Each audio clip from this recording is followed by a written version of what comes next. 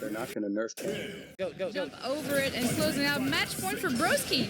All right, drive rush into the crouching medium kick. One of the biggest changes this version of the game here. And he's got Jinrai trapped in the corner. Another fireball. Dude, these are badly timed fireballs. And then Jinrai gets him with the reset. He's going to build level 3. And I think he's just going to cash out, spend every penny in the bank. Thanks for tuning in. So I'm going to talk about Ken and why I think he's a strong character in Street Fighter 6 and why I think he can be a strong character without being an overpowered character. We're going to look at some statistics. Shout out to Capcom once again. We're going to look at some of the ways that Ken gets analyzed in the FGC. Shout out to Broski. Shout out to Farage. Have a dossier on Ken Masters ready for me. And by the end of this video, I hope we can finally put to rest this idea that Ken or any character in Street Fighter 6 is overpowered. Now, as a quick side note before I get into why Ken is a great character in this game and why you can deal with it, I just want to say that the reason I care about this is because, well, I like this game for one thing. I think there are a lot of people who want to like this game and they get misled by a lot of exaggerations and a lot of emotionally driven arguments. And I know that it's hard for people to enjoy a game when they believe the wrong things about it. So this is not a downplay video. I do think Ken is a great character in this game, and I want to get into that right now. Okay, so the first thing is that anybody who points out Ken's side switch as a strength is absolutely right. If his side switch was a car, it would be like the one that he drove in the anime. This thing is sweet. Not only lets him get to the side that he wants to be on, but it's got the heavy Shoryuken for a follow-up. It's already got good damage right there, plus Oki. Yes, there's Oki on that. Or he can just forego the Shoryuken and instead take various other Oki options, like a safe jump that's effective against back roll. He gets a meaty low, a meaty overhead. He can dash in twice to create a meaty strike throw situation. This definitely helps Ken be a top character, for sure. The next thing, something that I think doesn't get mentioned enough when people are talking about how good Ken is his run. His step kick is an absolute missile in neutral. Not to mention the fact that there's got to be close to a dozen ways to hit meaty step kicks. Then you got his overhead, another thing that you can set up easy meaties for combos. It's worth mentioning that Ken can cancel his overhead into level 3. Not confirmable, but he can do it. It's useful and it's powerful. And then of course you've got the run Shoryuken, which is amazing in neutral. Ken can provoke his opponent into throwing a bad fireball that he can run right through. Shoryuken straight into level 3 if he's got it. When used as a combo ender, it's good damage and it has Oki. Really good Oki actually. Stick around, I'm going to show you at the end of this video. Ken is awesome in this game, and I would never downplay that. The point I'm making is that Ken is not overpowered. And I'm saying that as somebody who's spent many hours with a lot of characters in this game, figuring out what their setups are, how their normals work, getting an idea of the design philosophy. And I'm very sure that people exaggerate when talking about Ken. So like, this is amazing in so many ways. This normal is absolutely ludicrous. You see what I mean? I want to show you that that's not true. So let's slow things down and have a look at that now. Alright, looks good. Cool, no issues. What about now? Alright, and what if we do them all together? Normal is absolutely ludicrous. An extra 0.02 units. Whoa, that's crazy. This is not absolutely ludicrous. What we're looking at is a very slight reach advantage that comes at a price. Akuma can do both of these combos without needing a counter hit at all. Anyway, let's move on. Ken's heavy punch. It's a move, it's a good move. Is it the best heavy punch in the game? I don't know. Akuma's starts up in 9 frames, which is faster, and Ryu's travels farther in the same amount of frames, which makes it faster. Ken's heavy punch is really good, but it's not even the best amongst the Shotos. So where are we getting this idea that it's the best stand heavy punch in the game? 5 active frames for some ludicrous reasons. So it's like the easiest thing in the world to use as a meaty and make plus. What? No. That's actually very common in this game. It's just the easiest meaty in the game. Some of these characters have faster startup, some of them have more active frames. That doesn't stop Ken's heavy punch from still being a good move, but the point is that is not something special or unique just for Ken. And the 5 active frames really don't matter that much. Even Terry can do this, and his heavy punch is only 4 active frames. The easiest meaty in the game. You see, Ken's heavy punch isn't the best or easiest meaty in the game. A lot of characters can do this type of thing with trade-offs. That's the way the game's designed. And some characters don't even need knockdowns to get plus frames on their heavy buttons anyways. But let's go on. Is Ken's crouch medium kick. Now, Ken's crouch medium kick is probably the single best low forward in the game. Because if you look where it says startup, just near Ken's knees, it says a number there, and that number is 7. And that number right there, being 7, is probably what makes it the best of the crouch medium kicks, because Way oversimplified. All the math says I should be able to punish it, right? Distance. Distance becomes a factor because I don't have a move that hits far enough to punish it. almost every other special cancelable crouch medium kick in this game is 8 frames or worse. This thing being 7, it doesn't seem like much. It's like 1 frame faster than Ryu's, for example. But that 1 frame of difference, like, I can't stress enough how many situations Ken comes out on top in footsies because this thing is 7 frames. Pay no attention to this.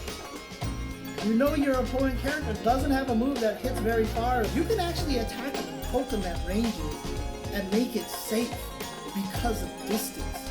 The distance actually turns the move safe because, in general, the fastest moves have no range. James Chen, everybody.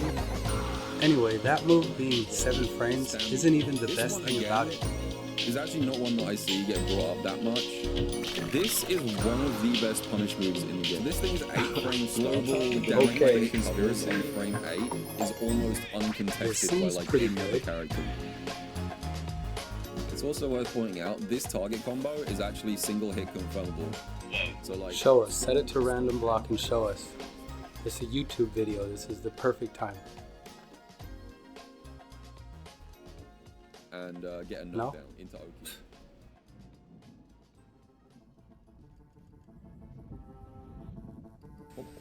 Alright, we're gonna show you how easy it is to play Ken. I can't do nothing. Help, get me out of the corner, please. Sorry, I lost to the actual easiest character in the game, my bad.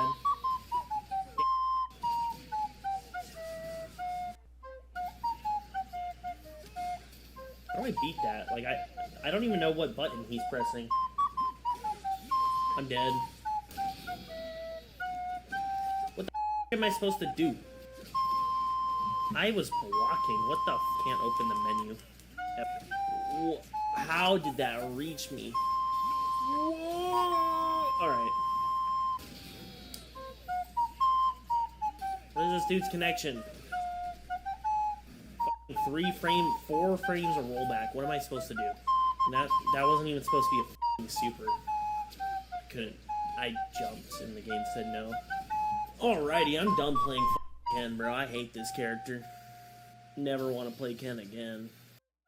You see, people enjoy the game less when they believe the wrong things about it.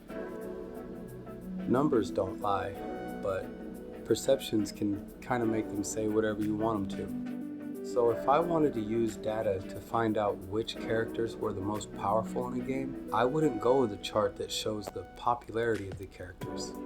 I would go for something like this one that shows the outcomes of matches. Ken has had about a 50% win rate since Season 1. He still does. At last year's Capcom Cup, there were 8 Ken players. Only one of them made it to top 8, and then that Ken player did not win the tournament. Tier lists consistently put the best characters in S tier and then the worst characters in D tier, even though all the characters have about a 50% win rate down the line. Dividing the tiers up like that is part of why people get the wrong idea in their head.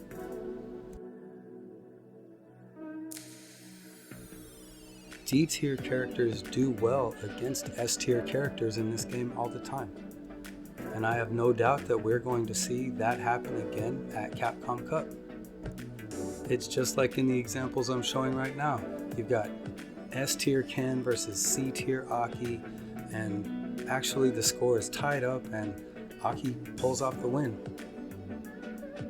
Not every time, you know, but what you see a lot of the time is that low tier characters, so-called, can have very, very close matches against the so-called best or broken character.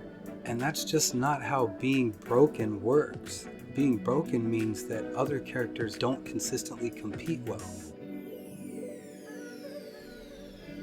There are Ken players that are stuck in their rank at every rank in Ranked. He's a popular character and he's a strong character, but none of that makes him a broken character, as you can see. He's not at the top of the ranked leaderboards. There are Ken players stuck in the lower ranks. He's just one good character in a cast full of good characters. Jinrai. Obscene. I hate Jinrai. I've been complaining about Jinrai since day -200 when the first beta came out. Jinrai low is -5. And the amount of characters that can actually punish a spaced -5 with this much pushback is extremely low. Jinrai, you shouldn't be trying to punish it. You should be taking your turn back. If I set Ryu to just heavy punch after Jinrai, there's not much I can do. If I try and go for like another crouch medium kick into Jinrai, I'm gonna get counter hit. Okay, I hear you saying, okay, what if you go into a fast move like a jab? Ken is still -5. Ryu can just do something faster. I don't know what Ryu has. What about crouching medium kick? Okay, let's try that. Oops, can't jab. It's not my turn. Ken players lose their turn after Jinrai. And I think it is very badly designed. If you're brand new to this game, What? I'm going to give you a guide on how to get Ken to 1700 MR Master. You ready? Ready.